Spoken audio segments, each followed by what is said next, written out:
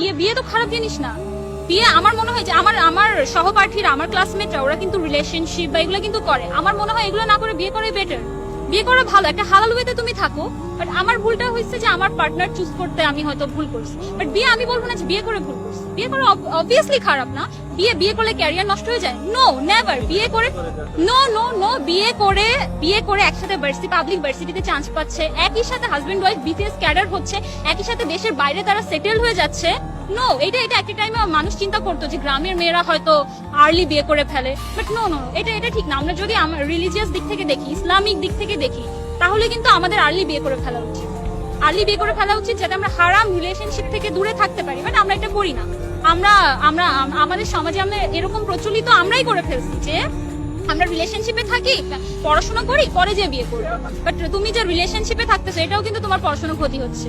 But বিয়ে করলে এই ক্ষতিটা, আর আল্লাহর একটা রহমত আসে কিন্তু বিয়ে করলে। এটা কেউ মানুক আর না মানুক, ইটস ট্রু। রিলেশনশিপে যে আমরা হারাম যে সম্পর্কগুলো করি না, এইটাকে আমাদের সো কল সমাজে কিন্তু খারাপ চোখে দেখে না। বলে যে হ্যাঁ, রিলেশনশিপ থাকতেই পারে, আজকালকার যুগের ছেলে মেয়ে রিলেশনশিপ থাকতেই পারে। বাট একটা মেয়ের যদি বিয়ে হয়ে ডিভোর্স হয়ে যায়, দেন তাকে একটা ট্যাগ লাগিয়ে দেওয়া হয় যে সে ডিভোর্স। বাট সে কিন্তু হারাম রিলেশনশিপে ছিল না, তাকে ট্যাগ লাগিয়ে দেওয়া হয়। বাট যারা রিলেশনশিপে থাকে তাদেরকে কোনো ট্যাগ দেওয়া হয় না। বাট তারা কিন্তু হারাম রিলেশনশিপে। বাট যে বিয়ে করছে সে কিন্তু হারাম কোনো কাজ করেনি।